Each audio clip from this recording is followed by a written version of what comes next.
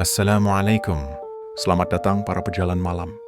Setiap orang pasti punya satu kenangan masa lalu yang, jika diingat kembali, masih mampu membuat bulu kuduk berdiri.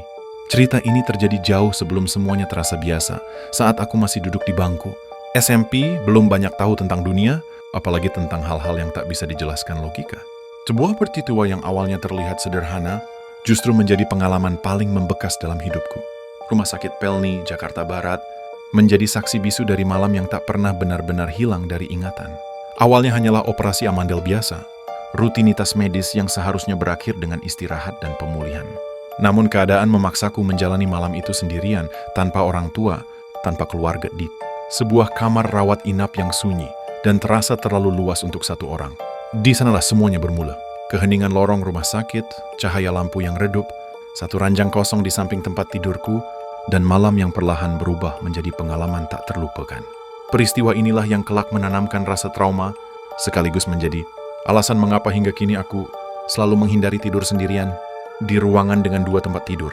Ini bukan sekadar cerita horor, tapi potongan kenangan yang nyata dan pernah benar-benar aku alami. Seperti anak-anak pada umumnya, aku gemar sekali makan snack yang banyak mengandung MSG. Entah benar atau tidak, orang tuaku dulu sering bilang jika MSG bisa menyebabkan amandel.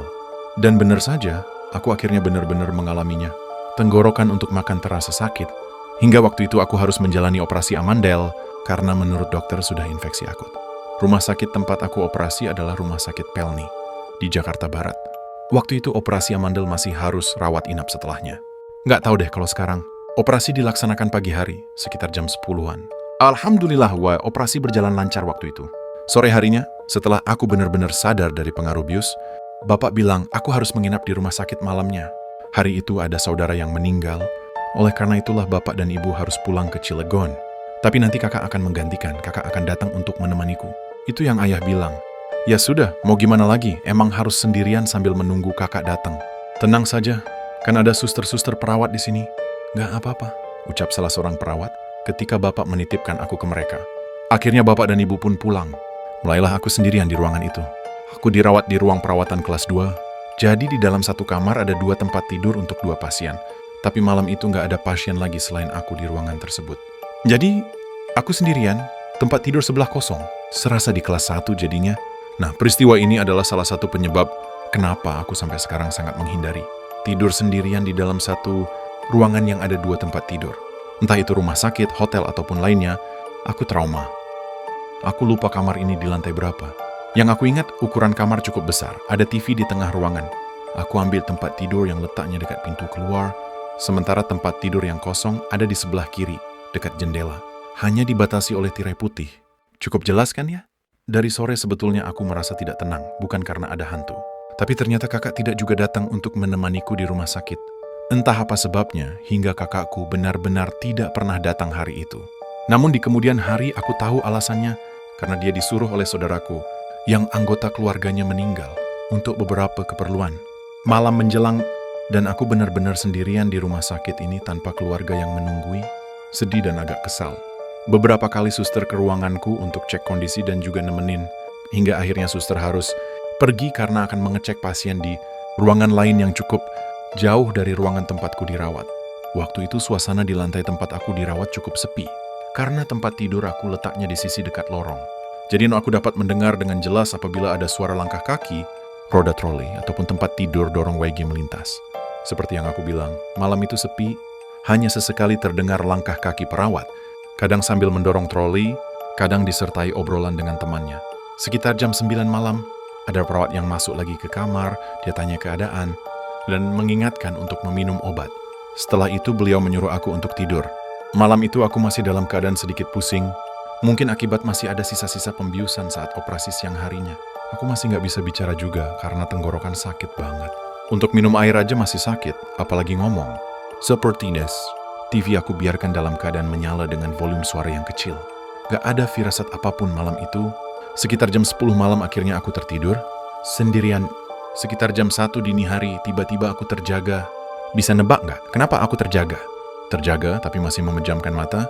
Aku merasa ada yang memegang keningku, seperti ibu saat mengecek suhu badan ketika aku demam. Tapi tangan yang memegang keningku terasa dingin dan memaksaku untuk membuka mata pelan-pelan. Samar-samar aku melihat ternyata di sebelah tempat tidur berdiri seorang wanita berpakaian baju terusan panjang yang sudah kusam dengan wajah bule, tapi rambut warna gelap bukan pirang.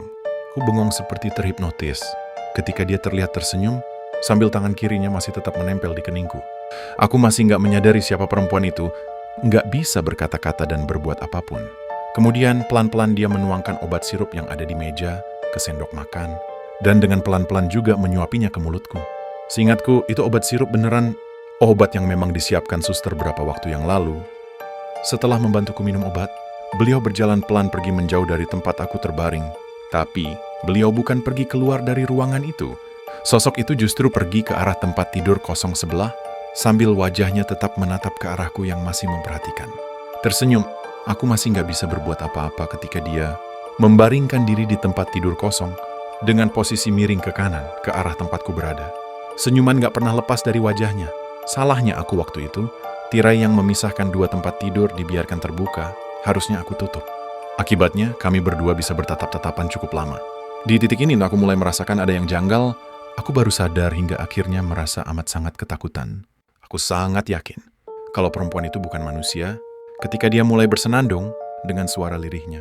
Suara yang terdengar mengambang dan sangat aneh. Langsung lemas badanku. Setelah itu aku coba untuk menggapai tombol pemanggil perawat dan berhasil menekannya. Ketika aku tengok ke arah tempat tidur sebelah, ternyata perempuan itu sudah nggak ada di tempatnya. Lega rasanya. Tak lama kemudian seorang suster perawat masuk ke kamar. "Ada apa, Nak?" tanya dia. Karena belum bisa ngomong, aku cuma memberi bahasa isyarat agar tirai pembatas ditutup. Setelah menutup tirai, perawat keluar kamar dan menutup pintu. Situasi kembali hening, tapi aku sudah terlanjur nggak bisa tidur. Perasaanku makin gak enak. Ternyata, dengan posisi tirai yang tertutup, suasananya justru lebih menyeramkan daripada yang terbuka. Karena aku sama sekali gak bisa lihat ada apa di tempat tidur sebelah. Benar saja, beberapa saat kemudian, aku mendengar suara perempuan itu bersenandung lagi dari balik tirai.